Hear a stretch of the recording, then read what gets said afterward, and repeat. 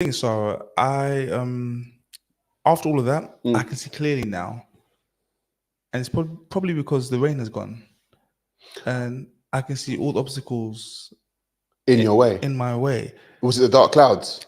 Well, they're gone. But did they have you blind? They did have me blind. Now what? I don't know the rest of the lyrics. It's gonna be a bright, sunshiny day. That's right. And on that note, we are live, baby. What up, guys? I am Sa Ra Garvey. Oh, am I too loud? Am I? Whoa. Am I too loud? Yeah. See, Back, do your back, job, back. man. What up, guys? I am Sa Ra Garvey, and welcome to The People's Opinion Weekly Roundup. And as you heard, we are here with a man who can now see all the obstacles in his way. It is Jesse. Jesse, say hi to the people, man. Hi. Yeah, it's very simple. Guys, it has been a crazy 7 days. I'm not even gonna lie.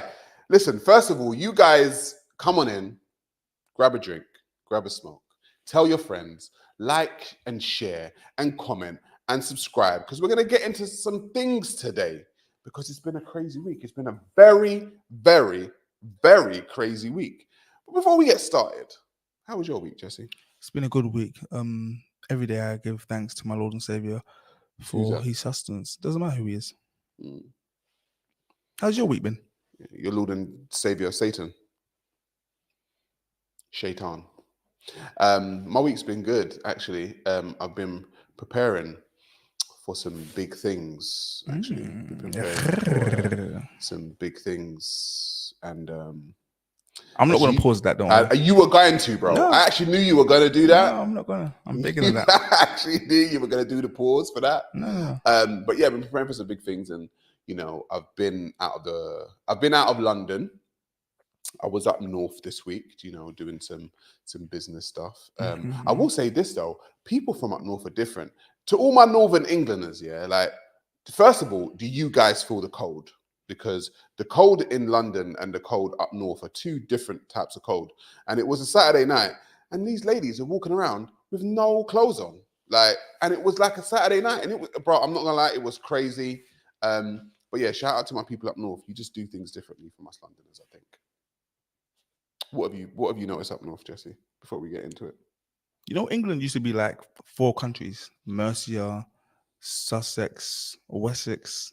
Sussex used to be a country. No, what is this, Lord of the Rings? Wessex. So like people from the north, they're more descended from the Celts. Okay. Yeah, whereas in the south, there's a lot of like Vikings that conquered this Is that a truth? That you've been a conspiracy theorist again? I forget that. Go on. Yeah. Anyway, guys, as we get started, Candace Owens has been fired from the Daily Wire. For all who don't know who Candace Owens is an American. Could you call her an academic? Let's say an American social commentator who has amassed a huge following of people in the millions in America. And she has been fired from an outfit on the internet called the Daily Wire. Now, certain people have their reasons as to why they think she's been ousted. Now, some people say it's because she offended the Jewish community. And some people say it's not because she offended the Jewish community, it's because she spoke the truth. And when you speak the truth on the internet, you know, they quote unquote, come for you. And that's the reason why she's been ousted. But what has happened is recently she went on The Breakfast Club, and she has been in a spat with 2 people in the public eye. One, a Ben Shapiro, who, you know, I thought was kind of cool. You know, he has a famous saying of facts don't care about your feelings. And 2, a guy by the name of Rabbi Shmuley. And the people are saying that it's her interaction with Rabbi Shmuley and being smeared as an anti-Semite that has actually got her removed from the Daily Wire. But we have a video to show you with her and what happened with Rabbi Shmuley. So Jesse, let's play that video and let's see. Woo! Things are really heating up. Let me just bring you guys forward on everything that has transpired. So way back when everything was going down with Kanye West 2 years ago, obviously 2 years ago, a very long time ago, relative to just the political moment, I declined to publicly insult my friend. Some people were offended by that. I understand the offense. I also hope that some people respect that when you have a real relationship somewhere, you don't turn those individuals into a headline because there's peer pressure to do so. Regardless, Kanye West notoriously tweets that he wants to go DEFCON 3 on Jews after he goes to bed. And the press went crazy. People were very fearful. I obviously had an inside track. I knew that he was being threatened behind the scenes by somebody that was close to him, a Jewish person by the name of Harley Pasternak. And that was a part of the reason that he was so upset. So I did a show the day after Kanye tweeted that, before he did any interviews, the day after just the tweet existed. And I asked people essentially to just give him some time. I said, I don't think he is going to blow up Israel. Let's all just calm down and give him some time to explain what's going on. And since that very moment... Jesse, pause that a sec, right? When Kanye West said he was going to go DEFCON 3 on the Jews, do you remember that, first of all? I recall. What do you think he meant? Me personally, someone who's not Jewish, I thought he was gonna just not hold back and just say his truths. I didn't think he was gonna attack anybody. I didn't think he was gonna attack anyone. No one thought that. Like, I didn't think he was gonna go, like, you know, send bombs to, I don't know, to Hamas or something like that. Do you know what I mean? I didn't think he was gonna do that, but it was very interesting when he did say that, though. I guess only he knows what he means. Play the rest of the video. Sorry, Jesse. 2 secs. Where are we at? We go. Blow up Israel. Let's all just calm down and give him some time to explain what's going on. And since that very moment, a man by the name of Rabbi Shmuley and his hag daughter have been harassing me. They have made videos after videos smearing me, libeling me as an anti-Semite, saying that I defend Hitler, that I defend... Just an absolute nonsense. I want to be clear, it's been going on for 2 years. They watch every minute of the show, take me out of context, and essentially are trying to create hatred between me and the Jewish community, which is just never going to happen. I'm telling you, it's just never going to happen. I have too many Jewish friends. I love Jewish people. They're a part of my story so much in the things that they have done for me since I was a child. You know, I've shared that with you. We don't need to recap that. It's never going to work, but he won't stop. The threats don't stop. And I showed you guys, basically, just a small snippet, really just a minute of their harassment over the last 2 years. And some of you guys were very stunned and shocked, and I'm finally defending myself, and I feel good about it. Like, I'm not pregnant anymore. I'm like, let's go. Like, let's go, Rabbi Shmuley. So he sees me defending myself, and he's now doubling down. He's getting crazier in his threats against me. This is unbelievable. The Jerusalem Post, which, by the way, I actually really like that publication because they do a very good job of just telling you what happened. There's no twist on it. They're telling you, basically, here's the headline: Candace Owens and Rabbi Shmuley squabble over anti-Semitism, blackmail, and Kanye West. And they do a very good job in this article of just giving you the play-by-play of what has happened since the very beginning. But buried into this article, I could not believe this. Like, they reached out to him for a comment, and he actually said this, quote, "There can be no question that Candace's serious defamation against me and the Jewish community must be met with a comprehensive lawsuit that will bankrupt her." Bankrupt her. He wants to bankrupt me for defending myself against him and his hag daughter, right? Why do I call him an unholy rabbi? Because who does that? It's one thing to say, like, I want to sue somebody. It's another thing to say that I want to bankrupt that person. He constantly makes these sorts of financial threats. And why should we talk about that? Because if I or somebody else said, oh, you know, Jewish people always try to come after people in the means of money, it would be referred to as an anti-Semitic trope. Well, what is he doing right here if not engaging or creating that very trope by saying that he wants to bankrupt somebody? Why? Oh, because, like, she's defending herself. Like, she doesn't have a right to defend herself. I can go after her and smear her and libel her for 2 years straight, and she better not say anything. Listen, Rabbi, I don't know what thug life you think you're a part of, but I want to be very clear that I am definitely an uppity black person. I say that, obviously, as a nod to Clarence Thomas when he was testifying and saying that if there's a black person who ordains to think for themselves, these people are deemed uppity. And I want you to know, Rabbi Shmuley, that I am indeed an uppity black, okay?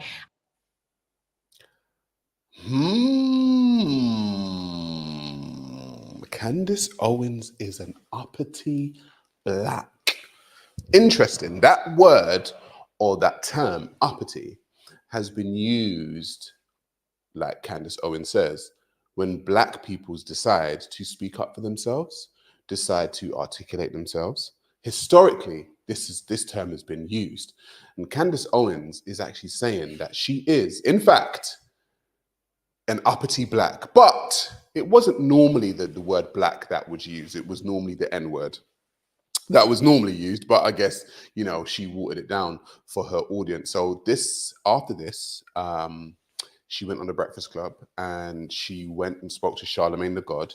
And Charlemagne the God actually asked her why she's still at the Daily Wire, because it's part owned by Ben Shapiro. And she's had a spat with Ben Shapiro also. And having the spat with Ben Shapiro actually tweeted, "Why don't you resign?"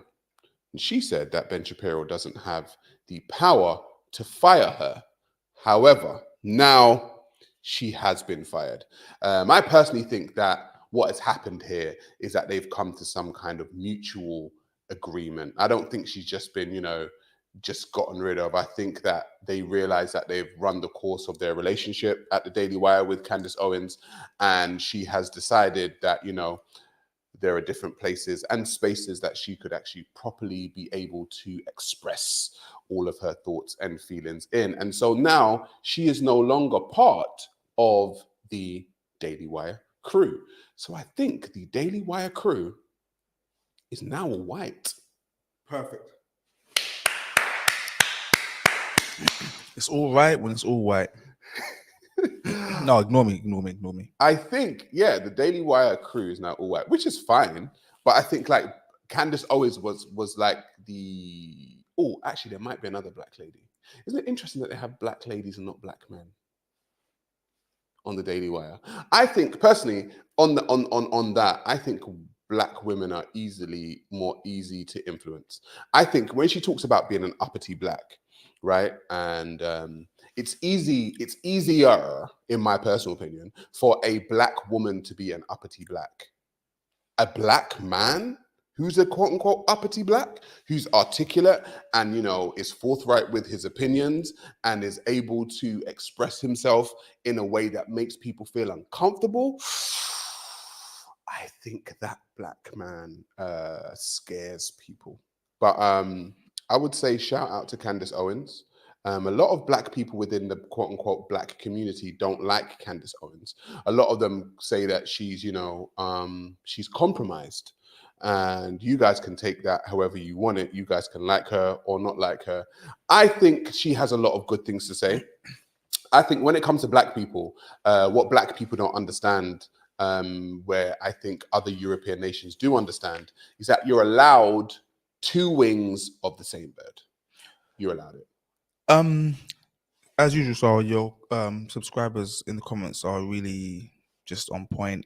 The new UG said that Candace Owens is friends with Nick Fuentes. Says a lot. Now, I just done a quick search on him on Wikipedia because I've never heard of him. Mm-hmm. Have you heard of him? Oh, I definitely had Nick Fuentes. Okay, so Wiki says that he is an American far-right political commentator who's a racist for his white supremacist, misogynistic, homophobic, anti-Semitic, and Islamophobic views. He's admitted racist. It's not, with Nick Fuentes, it's not someone calling you a racist. Nick Fuentes says that he's a racist. Lovely. Right. So this is the thing with me. This is why being friends I think it's okay to have conversations with everyone and anyone. That's what I think. I don't want to stop conversation. However, when somebody is very staunch and says, listen, I am a racist, this is who I am, and you're black and you want to be friends with them and you are friends with them, it throws into question who you are when they admit it. Because people can be accused of a lot of things. People can say I'm X, Y, and Z. People can say I do what, Jesse? Hate black women. Yeah. People can say that, right? And I don't admit to it. You can say it and I say, you know what, that doesn't make sense. I don't, because, all of my people are black, my girl's black, my exes are black, my son's black. That doesn't make any sense, right? So we can come up with reasons as to why that doesn't make sense. But if I was to admittedly say that I hate black women, that's different. Do you know what I mean? So Nick Fuentes actually says, I I am a racist. And if you are pushing to be friends with somebody like that, that would make me question you. Do you know what I mean? That would make me question you. But like I said, I think that black peoples also don't understand that you are allowed within the black space, within the quote unquote black Western community, to have two wings of the same bird. I think black people are very used to there only being one wing, and the only way in which you can be black is to have this one wing. Well, I say, you know what? No, you're allowed two wings. It's the same bird. If you're fighting generally to protect yourselves and uplift yourselves, you can be different. That's what I think. What do you think, Jesse? Does that make sense? No, I'm with you for once. Yeah. Yeah, no, for once, I'm actually agreeing. That you can have a left side and a right side of black people. That's So like 100%. white people have it also. Like all European nations have it. I feel like far right black people are like looked down upon Like who would you say is far right? in this country. What's his name? Lammy? David Lammy. Yeah. Is he not? He's right leaning, no? When you say far right, you mean what? More conservative? No, I don't mean far right. So I mean anyone on the right. If you're black, you've got to be like on the left. Yes. I think black people are used to left-leaning black people who are about, affirmative action or helping black people out, blah, blah, blah, which I wouldn't say is generally a bad thing. But like you were saying, I think more conservative-leaning black people are kind of looked down upon. I think black people are kind of used to having people who are about essentially pandering to black audiences. I have my own politics, and my politics are very simple. I want the apparently Lammy is left Labour. My mistake. Who is? I'm thinking I got the wrong person. There's a black face on the conservative side of things. I don't know who you're talking about. Not Kwasi Kwarteng. Kwasi Kwarteng. Yeah, my mistake, guys. I don't know, but I don't know who you're talking about. But sorry, guys, my bad. Yeah. What I'm saying is that left-leaning black people are kind of more accepted by the quote-unquote black worldwide community, whereas people on the right side aren't. And I actually think when you look at it historically, black people have been quite conservative. They just don't understand. They just don't understand that they have been. Black people generally, if you go back to Africa, they're quite conservative. They're about family, okay? They aren't about this LGBTQ plus IA plus something, right? That's not who they are, whether you like them or don't. They have family values. They're very big on tradition. That's quite conservative. So I don't understand why, when you get to the West, why black people have become so left-leaning. Because if you even go to the Caribbean, or if you go to places in Africa, black peoples are actually quite conservative. It's only from my point of view that black peoples, once they get to the West, they become quite left-leaning. That's my observation. Do you know? Yeah, no, I'm with you. I was gonna say that may or may not be true. I'm not saying it is or isn't. Yeah. But if it is, why do you think that is? Do you know why I think it's the case? I think, like I said to the guys that were here before, the DTM podcast, the guys that people have been lambasting in the comments. I think there's been a miseducation of the quote unquote Negro. That's what the book is by Carter G. Woodson. I think it's Carter G. Woodson's called. Black people have been miseducated once they got to the West. A new type of black person in the West was molded. So you came from a conservative place, and then you were placed in the West via colonization and slavery, and you were molded into a new type of black. And that new type of black person became somebody who was quite left-leaning due to the things that they went through. And so they had to become more left-leaning and more, you can say more beggy. Harry Flashman in the comments said blacks aren't left, they just vote it, LOL. Which is kind of like, I kind of get what he's saying. Blacks aren't left, they just what? Vote it. They revolt left. No, they just vote. They V-O-T. vote left. Yeah, just vote it's left. very weird, bro. Yeah, it's actually funny when he says that, because me growing up, like I grew up during when Tony Blair came into power. Right. And it's like everyone in my neighborhood, like if you're black, no, you got to vote Labour. Like you have to vote Labour. And it's like, why? No. Because my mum done it. Yeah. Oh, okay. Yeah. Anyways. Because that party in the UK, the Labour, were kind of seen as the quote unquote people of color party. Do you know what I mean? They do things for quote unquote people of color. And yeah, I think black people need to be more, they need to be more cerebral and less emotional.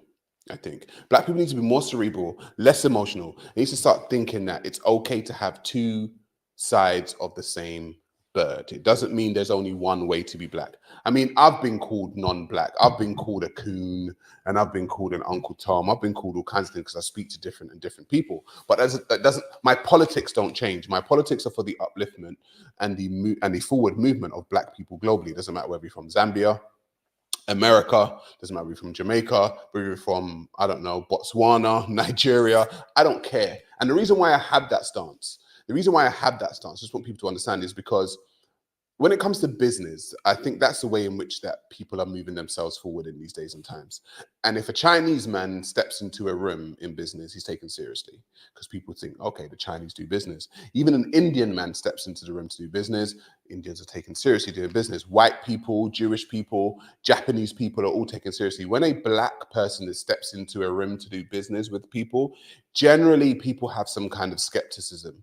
And my thing is, if a group of Zimbabweans, for instance, are good in business and they represent themselves and step into a room and do good business like the Nigerians are doing right now, that gives me a easier ride because they look like me. So if I step into that room and it's time for me to do business, I'm going to be taken seriously also. Does that make sense? 100%. So yeah, that's the reason why. But you know what, Jesse?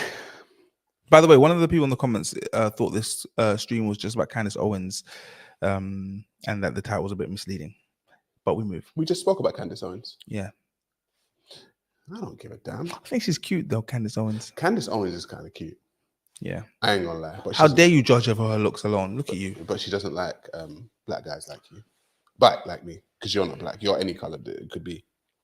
But yeah. How do you feel about the term black? Sorry, there's some people in the comments saying that black is a derogatory term.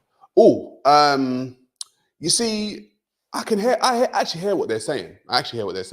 Black can be a derogatory term, and a new type of black was created. I think I hear what people are saying. You can use the term. You can refer to yourself via your tribe, via your country, via your nation. You know, I don't have problems with people doing that. But in the UK, not even in the UK, in the world this week, Jesse, that thing raised its head again. That racism thing. That thing called racism. It raised its head again. Oh, yes. This week. Oh, now, yes. When it raised its head this week, what surprised me more, and I said this to people, okay? I am not surprised that racist people exist. I'm not surprised that racism exists. I'm more surprised that people are surprised that racism exists, right? And racist people exist. Because it's like, this thing has been around for a very long time. Please, let's stop thinking that it's not going to raise its head at some point. And I actually think, right, we're going to get into it, but I think it was a man I think it was Morgan Freeman. I think it was a Hollywood celebrity that said, the only way in which to stop racism is to stop speaking about it.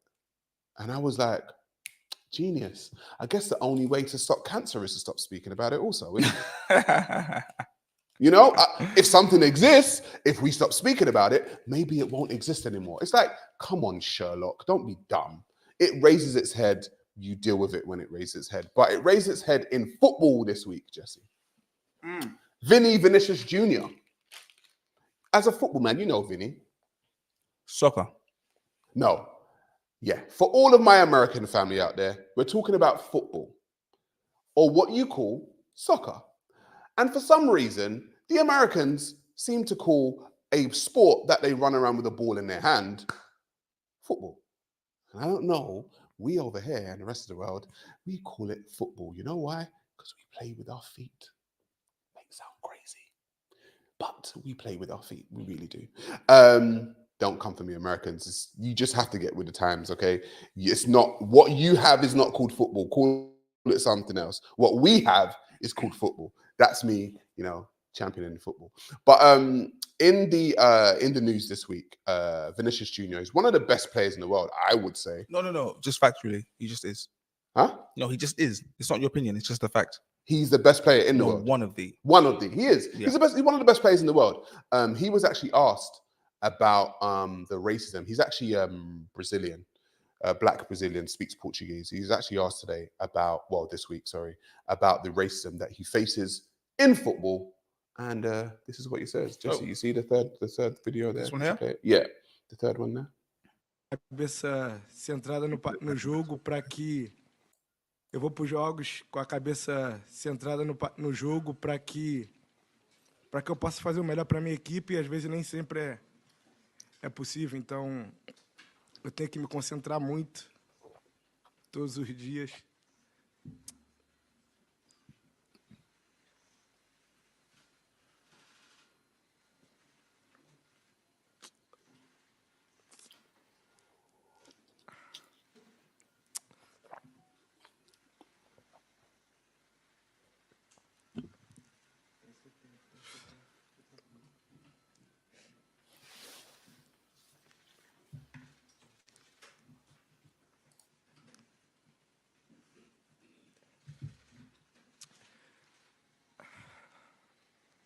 Desculpa, é que eu só queria jogar futebol, só quero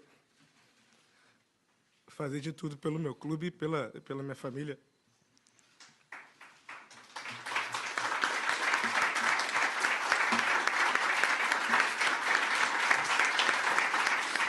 Eu nunca he pensado tanto de poder sair de aqui, porque se salgo de aqui, estou dando a todos os racistas lo que realmente ellos quieren. Y yo voy a seguir aquí luchando, jugando en el mejor club del mundo, ganando títulos, marcando muchos goles, para que las personas cada vez van a tener que ver más mi cara, porque yo sigo evolucionando para hacer estas cosas, por jugar fútbol, por hacer alegría de mi gente. That was Vinicius Junior's response to being asked about the racism that he faces or has faced during his career. And one of the things I would say is that when it comes to racism in football seem to have a happy, unhappy marriage. It seems as if historically you can't get away from racism within football. Racism and football have been tied to each other since I can actually remember. As a matter of fact, it was racism that actually got me into football. So crazy. Racism got me into football because back in the day, because I support the best team in the world, Jesse, you'll never walk alone. The reason why I got... Celtic. Sorry? Celtic. Sorry? Celtic. The reason why I support the best team in the world, right? Liverpool. Yeah. And you support an okay team. Wigan. The reason why I support Liverpool is because racism got me into it. And back in the day, there was a man by the name of John Barnes. John Barnes was a black player, one of the few black players in the Premier League at that time. And he played really good for Liverpool. And I remember seeing a picture or it being reported that he was getting banana skins thrown at him on the pitch. And it was that got me into football and actually got me supporting him as a youngster. So shout out to John Barnes. I know it wasn't easy for you back then when I was like probably 9 years old or whatever it was, having banana skins thrown at you. But it seems like racism and football since then has reared its head. And even now, it's still rearing its head. And so, yeah, I don't think racism is actually going anywhere. When it comes, specifically when it comes to football. It's not going anywhere. I think the reason, might be wrong here, I'm often wrong. If you look at like football, it's like the people's game. It's like a working class game. Mm-hmm. Yeah. Factory workers, coal workers, those kind. If you look at the origins of football in this country, and I feel like those are generally poor people, and poor people are always wary of other people coming to take their jobs, their land, and their women. Yeah. So I think it's that what fuels the racism. Because if you go to a game and you look at the people hurling the abuse, and you look at their incomes and what they do for a living, they're probably towards the working class end of the Do spectrum. you know what's interesting? I actually spoke about this racism in football to Josh Parker.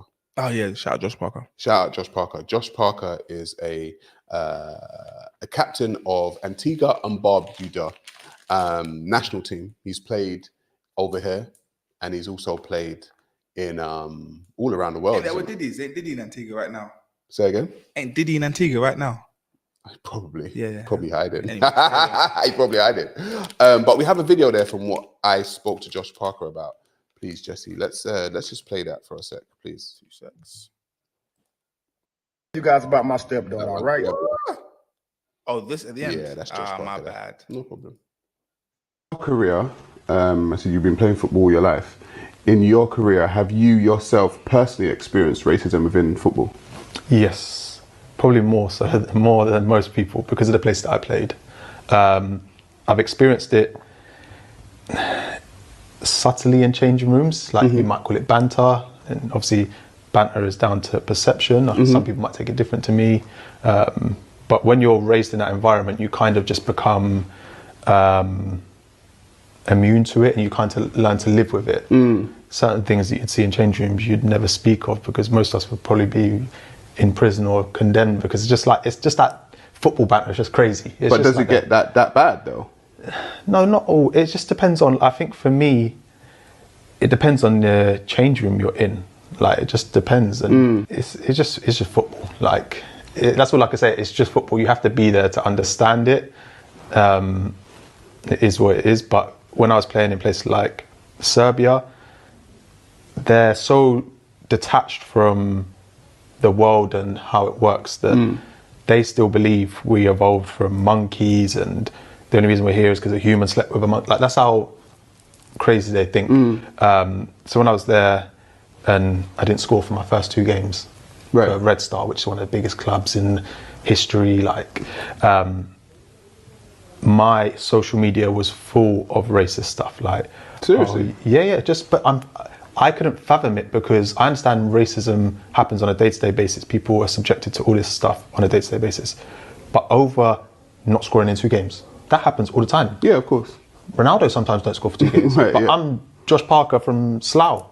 Right. And I'm getting like 200-300 messages like, oh, you black monkey, CUNT, oh, you nigger this, you da-da-da. I'm thinking, is it that deep? I had a little, not a fallout with the club, we had a little disagreement that became public in the newspapers. Then this is when the racism went to a next level where I'm getting messages like, my partner who I'm with now, she was pregnant at the time and they were like, I hope your monkey nigger baby dies. If they come here, we're gonna kick. Yeah, it was crazy. Like, I couldn't process the fact that a human being could say this. You see it on social media, but sometimes I'm like, these people have no pictures, no, they're private. Is it just some made up like little government thing to trigger people? Right. But when I was experiencing it, I can go on the person's profile and see them. See who it is. And I'm like, you're actually like round the corner from me. Like, and you're saying all this stuff, and it's not just like little kids saying it, it's like grown adults. And I'm just like, where do we go? Like, I don't think you can ever erase it. I don't think you can.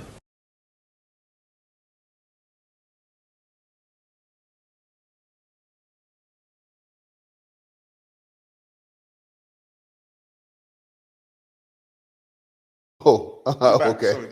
Yeah, racism and football, they have been married for a very long time. And as Josh Parker stated, shout out to Josh Parker, a friend of mine, great footballer, has had a very illustrious career, played for QPR, played for Wycombe Wanderers, played for Red Star Belgrade, has done amazing stuff in his career, and still faced the racism. So when they spoke to Vinny about the racism that he faced,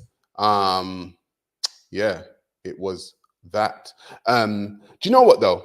Right, folks? I'm gonna take you down a rabbit hole because I want to understand why this racism thing exists. Okay, I really want to understand why racism exists, and I think I figured it out, Jesse. I think I figured out why racism exists. Let me guess. You're gonna say jealousy. To some degree, it is. To some degree, it is.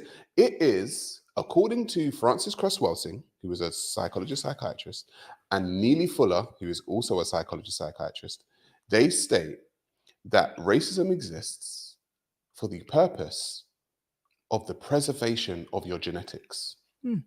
That is why it exists. And the thing is, what happens is I went down a rabbit hole, as I normally do, because I read a lot, as I normally do. And I want you guys to kind of listen to this. You can rubbish it if you want, okay? But just listen to this. So if we go back in antiquity, there has been, don't be immature about it, guys, there has been an obsession with the black male phallus. There's been an obsession with the black male phallus. If we go back to the 642 AD, when the Muslim Arabs invaded North Africa, what did they do when they found the Africans? They castrated the Africans and they took away, they actually took away their penises and their testicles. A lot of the time, they made them into eunuchs, okay? And then when you get past the Arab Muslim enslavement of black Africans, then you get to the Jim Crow era. Now, there's a book that I read a few years ago called 100 Years of Lynchings. And 100 Years of Lynchings is a book that I like because it isn't written. There is no bias in this book. All it is it's a collection of newspaper articles for 100 years. And all it is that, you know, the Chicago Tribune or the Atlanta Star wrote about a lynching that happened in their area. And it stems from the 1800s to the 1900s. You can all go and read it. Ralph Ginsberg, 100 Years of Lynchings. But what happens when I read that book, and when you read that book, is you slowly realize that there's now an obsession with the black man's phallus. Once they lynched the men, they would take their penises off. And I'm like, why? Like, for what reason do you want to go for his penis? For what reason? I don't understand it. So I said to myself, okay, cool. Maybe those are two instances, both with the Arab Muslim and now with the European, where they want to cut black men's penises off, and maybe they're isolated incidents. But it doesn't stop there, because then you go to the modern day. And I was a child, a teenager, when a man, you guys might remember him, when a man used to run for Great Britain by the name of Linford Christie. Do you remember Linford Christie? Yeah, man. Sure. And Linford Christie was a black runner in the UK. All he wanted to do was run for his country. He was a very good runner, and I think he came second in the Olympics at one point, right? I was too young. Yeah, he's second in the Olympics. But do you know what they used to do, Jesse? Every 2 seconds, they used to talk about his quote unquote lunchbox. They actually gave his package a phrase. They called it his lunchbox. And I remember growing up, and it was on the front page of newspapers. Oh, Linford Christie runs for Great Britain, and his lunchbox going to be the good luck charm. And he would go to interviews, and they'd be like, "Oh, well, Linford Christie, oh, let's talk about, you know, your racing for the Olympics. Can we talk about your lunchbox?" And I'd be like, "Why are you obsessed with this guy's penis again? Like, for what reason? What is the obsession?" That I'm telling you, you lot think I'm joking. Go to Google right now and Google Linford Christie lunchbox, and you will find article after article after article talking about this man's penis. And this was in the public domain when I was growing up. So I was like, another instance of people being obsessed with the black male phallus. And then we fast forward again. I actually believe that the window into the mind of the people within the West happens with the porn industry, Jesse. Yeah. Porn, whatever you want to call it. To understand the minds of people and what makes people tick, you must go to corn. You must go to the underbelly. You must go to the unspoken. You must go to the subconscious level of what is going on. And the subconscious level of the society in which we live in is porn. And that's why when you find in places like Pakistan, the hugest searches for homosexual porn, you think to yourself, hang on a minute. Say it one more time, please. Pakistan has got the biggest searches for homosexual porn. Google it right now. I'm not going to put that on my phone. I ain't put that on my phone. Yeah, it's got the biggest searches for homosexual porn. Is that per person? Per capita. Yeah, per capita. Yeah, go to Pakistan, homosexual porn searched all over Pakistan, bro. And it's interesting. So it goes to the minds of the people, right? But in porn, there's a huge section. It's a multi-billion-dollar industry dedicated to what, Jesse? The BBC. It's not just about the BBC. There's a huge section dedicated to it. And not just the BBC. All right. Do we have one dedicated to the white man's penis? Do we have one dedicated to the Arab man's penis? WBC. And The WBC? What's that? What's that? Boxing?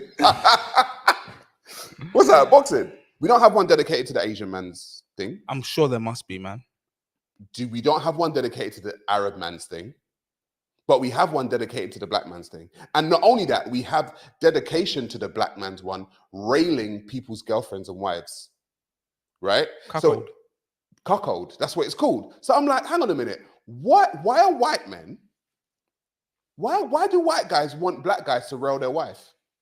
I don't get it. I'm seriously trying to understand why white men want black men to rail their wife. And it's very interesting because I actually know black men, Jesse, who have had that proposal. No way, man. That's Black not men real. who have had the proposal of, oh, would you do this to my wife? I'll watch, would you do this to my wife? And then it gets to the point where I'm just like, I've been in the corporate world before and growing up, and I've noticed, and let the black men in the comment section help me out or not. And you get to a point and you have a little drink with a white colleague or white colleagues, and for some reason they start mentioning your thing in a joke, in some kind of weird way, and you're like, yo, whoa, why are we talking? Why? You start talking about women, and they start saying, oh, well, you know, the women like you because, you know, and I'm just like, why? Has it happened to you before, Jesse? Never, no. It happened to me. And I'm just like, why is my thing on your mind? And so, yeah, I think racism exists in a roundabout way because there's a jealousy, like you said, jealousy of the phallus. I thought you were going to say jealousy. No, I think there's a jealousy of the phallus. Call me crazy, but that's what I think. No, listen, I'm going to disagree with you because your subscribers love you and hate me. I mean, they don't hate So me, for my own bro. preservation, I have to agree with you. Nah, man. Like, listen, I know that I've had black men Whoa, where are we going with this? say to me, Okay. not me. Whoa. No Diddy. No. No Diddy. No Diddy. Yeah, like that said to me that, yeah, they've been offered to do this kind of stuff. And yeah, it's just really weird to me. And it's just like, yeah, I don't know what the obsession with black guys doing that is, but hey, we'll go to the next section now. Super chat, Jesse. We have got a super chat from none other than Dems Wood. Dems Wood, I'd like to know the meaning behind your name, Dems Wood, if you don't mind. Shout out to Dems Wood. What does Dems Wood say? Dems Wood says, Dems would say Western women are on blacks.com nonsense. It's true. Blacks.com is another porn site, again. Corn site where black men are just to rail white women. And I don't know, bro. There's just this crazy, weird obsession, bro. It's weird to me. I might be wrong here, but apparently Voldemort are like the biggest players in the corn industry. Well, oh, by the way, guys, Voldemort is ye that must not be named, the race that must not be named. I call them Voldemort.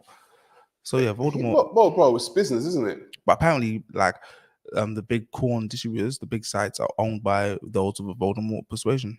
Bro, it wouldn't, like, nothing surprises me nowadays, if I'm totally honest. I just don't understand why, as a man who, bro, do you know what? You know, I just remembered, it happened this year.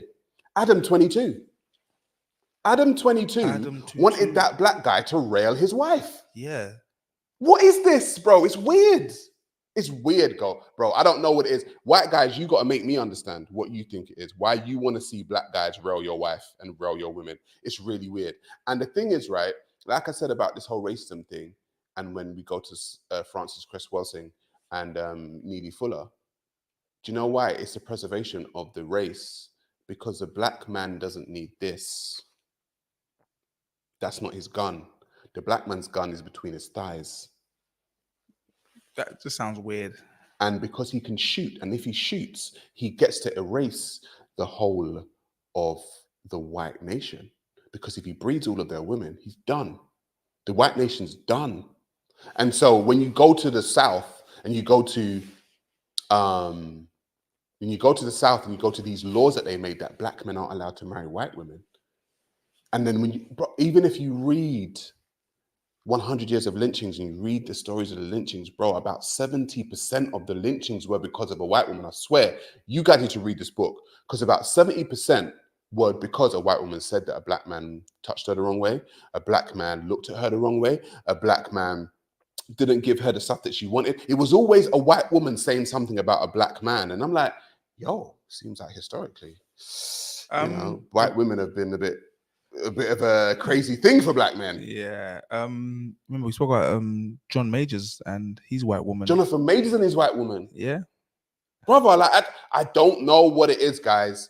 There is something between the black man and the white woman that people don't want to see because, like I said, the gun, all peoples of color have, they say, this is not an argument for supremacy, by the way, so I don't want people think, oh, he's being a supremacist. It's not an argument for supremacy, it's just an argument of fact.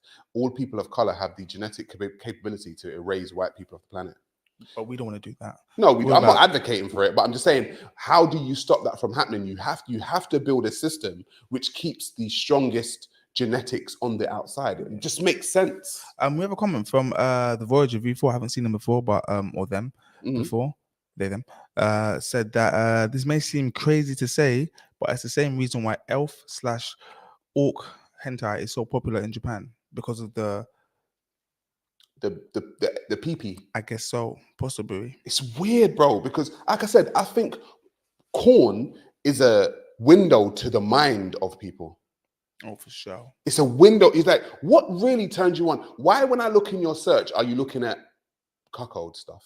The GK, the elder, said that white people aren't the only people who dislike blacks, which is big facts. Oh yeah, of course. And in fact, yeah, on the grand scheme of things, from my personal experiences, I'd say that of all peoples that dislike blacks, whites dislike them the least.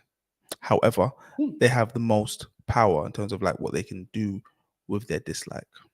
That's an interesting. From just my lived experience. No, I hear you. That's an interesting one.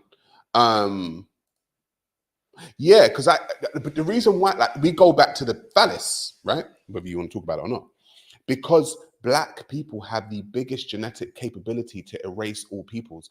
Bro, if black men was to have sex with Chinese women, Japanese women, white women, Arab women, bro, those babies are no longer those peoples. Those babies are to be classed as black babies. So if you can actually erase the whole planet and make the planet yours without shooting anyone, bro, do you know what kind of power that is? That's crazy power, you know? People are going to have to find ways in which to stop that from happening. And I'm not advocating it. Don't get me wrong. That's not what I'm advocating. I'm just saying this is just me sitting down having weed thoughts, even though I don't smoke weed. There you go. Next subject. We're going to move swiftly on because people probably thinking, Sarah was on one on that one. No, but we're going to move swiftly on. And we're going to actually talk about Jesse being a stepfather. I'm not a stepfather. I'm not a stepfather. You're not a stepfather? Yeah, we're saying we're going to talk about me being a stepfather. We're going to talk about being a stepfather. Oh, okay, not cool. You being a stepfather. Okay, cool.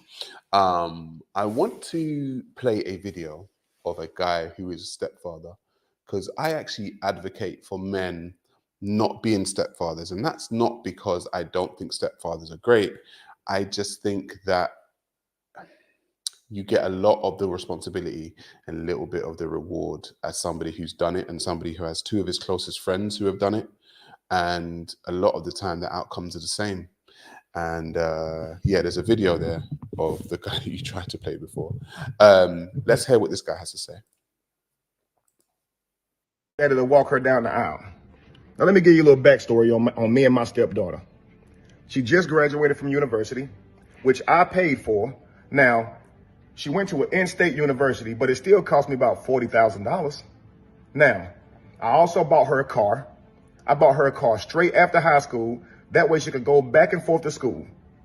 I bought her a car. She still lives with me and her mother. She does not have a job. Now, she's set to be married on August the 8th. And for the past 6 months, that's all her and her mother been talking about doing. Being occupied with, being consumed most of their time. Now, her daddy, he don't contribute to not 1 cent on her. Not her education, not child support, which is partly her mother's fault because, you know, she didn't fight for that. I guess that's just what the settlement was. And he only around to make promises. I do that for you, I do this for you, and then take off. And then she'd be heartbroken. But she adores her father, right? So, like I said, she's set to be married in August. And the wedding venue, I told them they could have it in my home. The wedding venue can hold about 250 people, right? Now I said, hey, I got a list of 20 people that I want to come to the wedding. I'm paying for this at my house. I want these 20 people to come. Do y'all know Saturday, I see one of my friends at the golf course, right? He's supposed to come to the wedding. I'm like, hey, I'm gonna see you at the wedding, right? He said, I only got an announcement. I didn't get an invite. I'm like, nah. I'll let my girlfriend and stepdaughter know to send out the invitations on these few people, and you're supposed to get an invite. He said, I got something, but it was an announcement. So we walked to his car because I want to check, right? And sure enough, it was an announcement. So I went and talked to my girlfriend and said, did you invite those 20 people to the wedding that I told you about? Man, she didn't invite none of them. She said 250 people is a little tight, and I don't think we can get your 20 people in there. Man, I was pissed. And the people that were supposed to come, they pissed as well. Then she's gonna say if any of the people that we already invited don't RSVP, then we'll get some of your people in here. I'm like, what? Man, that's crazy, man. Don't even worry about it, man. I'll just be mad. All right? So now, the crazy part about it is, when I check the invitations, they don't even have my name on them. They have her real daddy and her on the invitation that I paid for. I paid for these invitations. How you got a real daddy on there, her mama on there? Cool. Couple days later.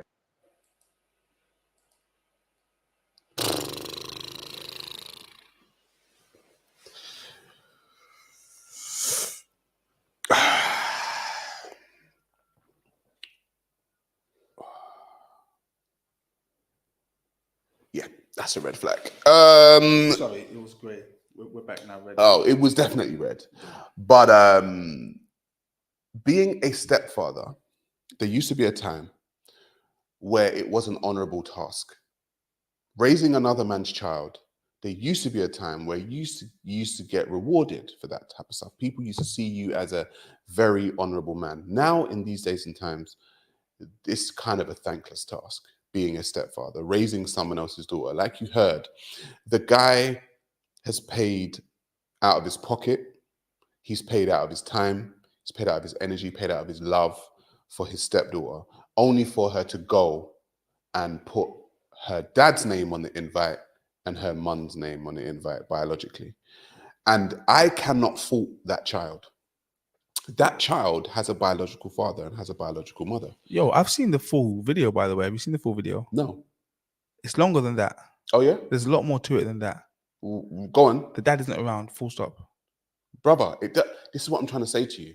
It doesn't matter. The stepdad is paying for the wedding. Yeah, I know, but the stepdad's paying for it. But every child knows who their father is and they long for their biological parents. And so this is why I'm talking about being a stepdad is a thankless task. It doesn't matter how much of a good man you are. And it seemed like he was a really good man. It doesn't matter how much of a good man you are. It doesn't matter how much money you put in. It doesn't matter how much effort you put in. You're never that child's father. It's just not who you are. And a lot of the time, being a stepfather, you're always going to be reminded, like he was reminded that he's not their biological father. Doesn't matter how much time and effort that he put in. Doesn't matter how much money he put in. He was never going to be her father.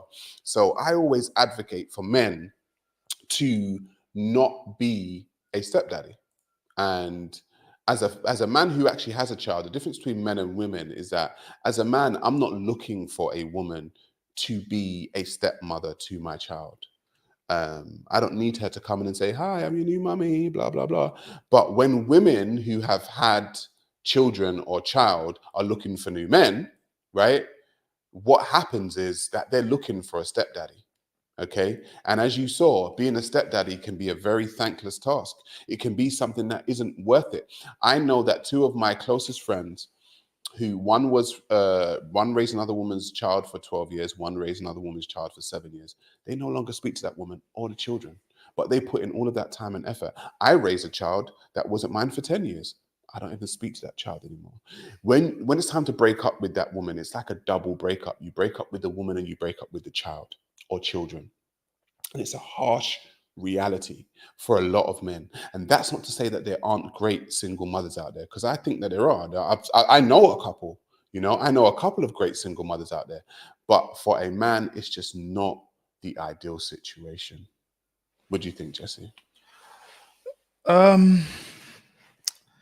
It's not ideal. I feel like it may be different if you have your own child. If Like I do do. you have a child when you're raising this other child? I raised her child for like the first 3 years. Then we had our own.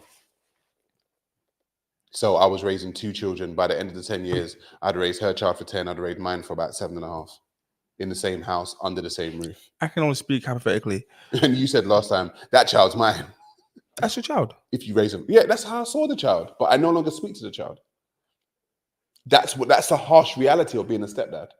Do you understand that? So when I speak, I'm speaking from both experience and also because I consult men. I hear the same stories over and over again. Men putting in all this time, all this effort, all of this money into a child that's not theirs, only to be reminded at some point that's not their child. It's a thankless task. You were saying, sorry, go on. Yeah, no, I was just thinking, like, I've never been in this situation, but if I had to guess, me having a child now already, I think it'll be easier for me to raise someone else's child. Because you're a man. You mean that, like, genetically? Because as a man, this is the thing as a man, right? If you're a man raising someone else's child, you know that anyone under your roof is your responsibility. That's right. Right? Anyone under, doesn't matter whether the child's biologically yours or not biologically yours, that child's your responsibility. So I get it, it's easier for you. And also as a man, if you were to not, like, if you're single and you have a child, you're not going to look for a woman to be a new mother of your child's new mother, are you? No. Right, because the child's got a mother. Yeah. Right. But a lot of the time, women are looking for a man to be the child's new father. The only situation I think where I'd be looking for a new mother of my child is if his mother's no longer with us. No longer with us. Yeah, exactly. But women generally who have children or child are looking for men to step in and take on those responsibilities as quote unquote man responsibility. So man responsibilities normally end up with you looking out for children or being protector for the whole family. So yeah, it's different for a man to be a protector of a family. It's different for a man to be a stepdad than it is for a woman to be a stepmother. And I think from my experience, I'm gonna say this, guys, I don't think you should be looking for women who already have children to settle down long term. And unfortunately, this is one of the reasons why a lot of women who do have children kind of get left into a certain bracket, and that bracket is the quote unquote fun bracket. You know, a lot of guys have fun with single mothers, but they're thinking, look, I really don't want to take on you and your children because I haven't even had children of my own. So why would I take on yours? And the thing is, when I was growing up, which is very interesting, there was no Manosphere, there was no Red Pill, there was no Kevin Samuels. So I was winging it. And a lot of guys within the generation prior to this generation didn't have anyone who was trying to guide them, generally men who were trying to guide them and show them, you know, the pitfalls of what it can be like to be a man. Whereas now, I think there's a revolution of men who have made it their mission to kind of school younger men or other men on the pitfalls of some of the other things that men have gone through. And I do the same thing. I don't care. I tell men, listen, guys, do not be a stepdaddy. Like, if you can avoid it, avoid it. And it's not because those women aren't great. Because women who are stepmothers, okay, women who are mothers, you have to understand something. When a guy sees you, he sees you. Okay, if you're out a car, out a club, out at a bar, out on the street, when a guy sees a woman, he sees a woman. He doesn't see the children, right? He sees a woman that looks nice.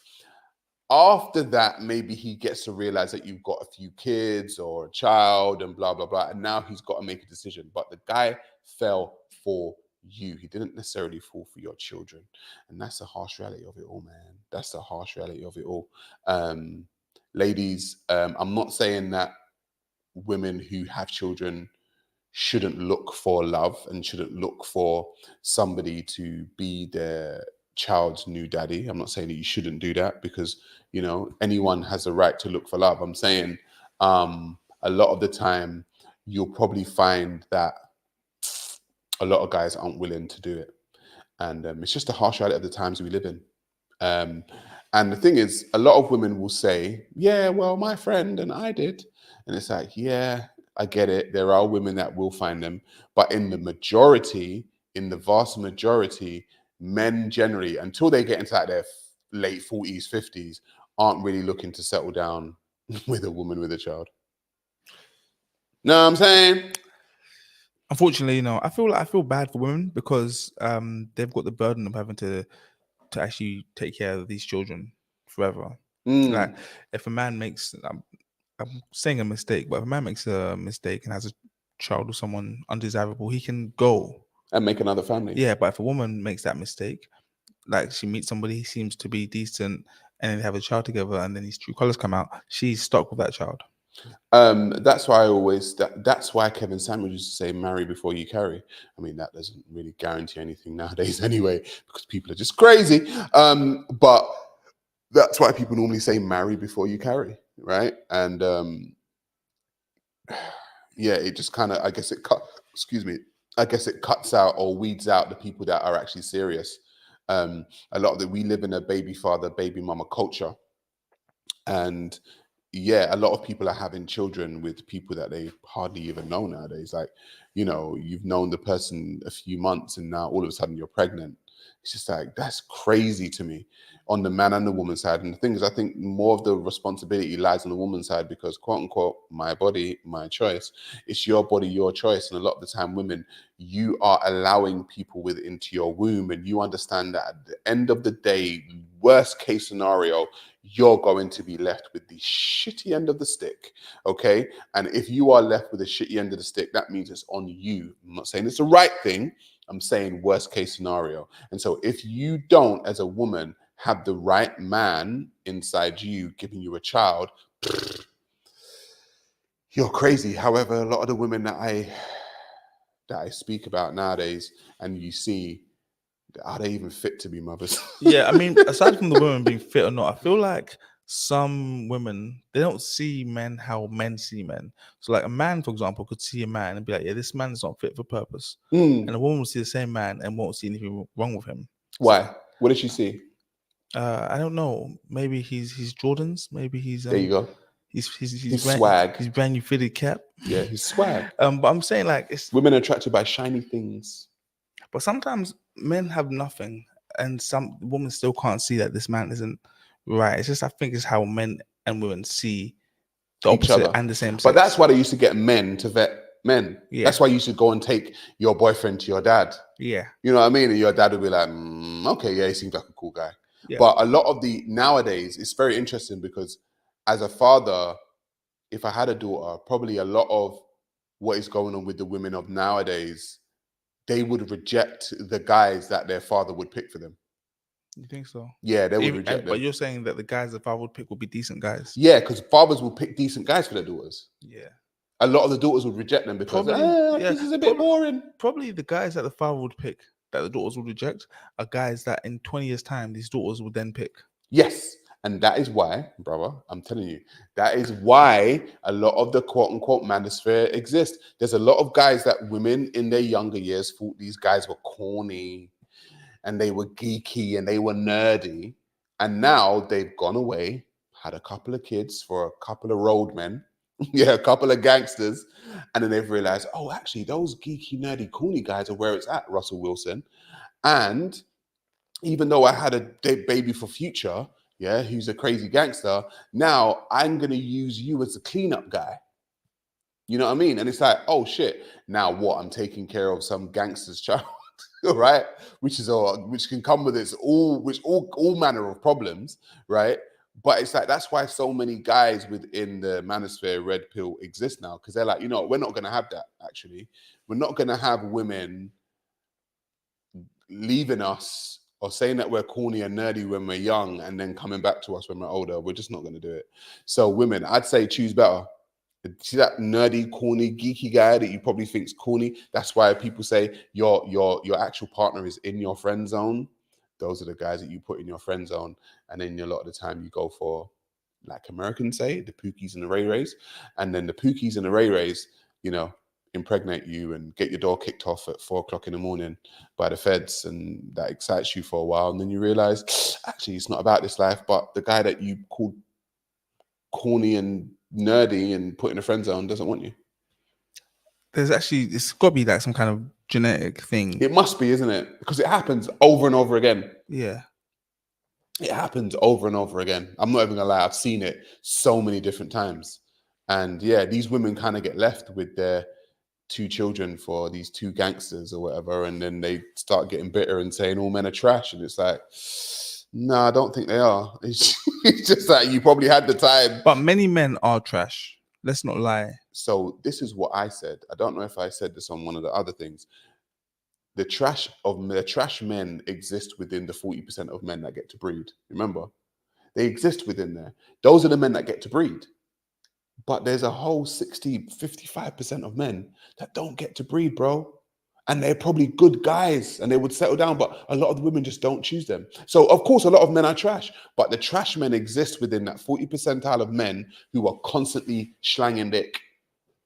They exist. Don't get me wrong. They definitely exist. But that's because women are attracted to those type of men. A woman will prefer to fight over a guy. I've seen women all over the internet. Oh, he ain't got no hoes, or he ain't got no girls. What do you mean he ain't got no girls?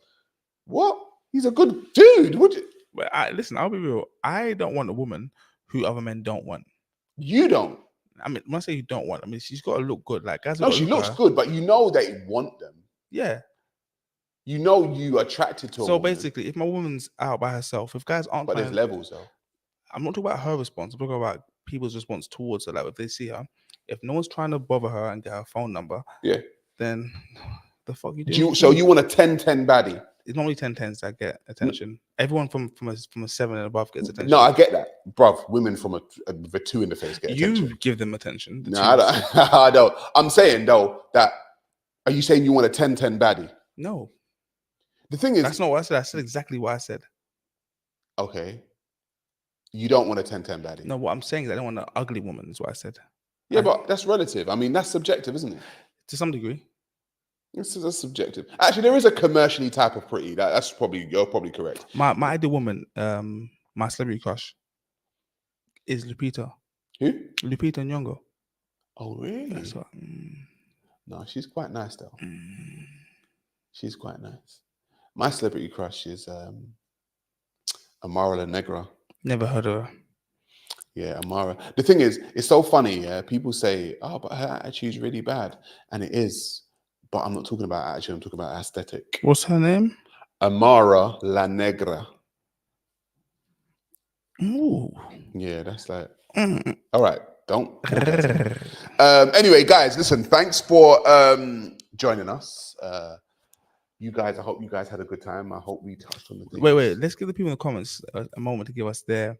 All right, go on. Look, he's smiling. You know, he's actually smiling. Go on, tell me. I've got Eva Gabriel. Let's see who that is. Eva Gabrielle. Gabrielle. Oh. I don't know, guys. Puerto Rican mamacita looking kind of drawn. Hang on, sorry. Before we leave, have we got any good comments? There's been loads, honestly. All right, cool. Tell me. Today's give me some. Let's answer some. I need to go a bit further back in the chat. Bear with me, guys. I'm going way back. Back into time.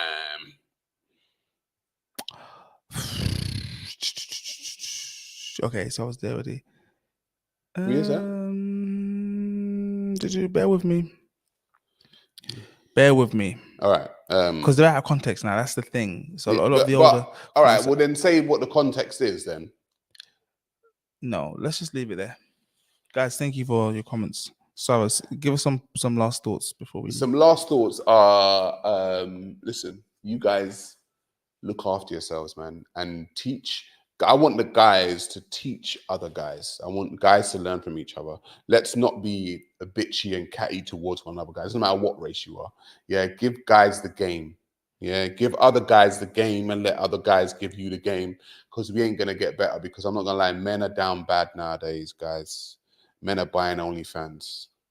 Men are giving any woman on the internet attention because they're down bad. Okay, build yourself up. into the man that you know women would want and prosper.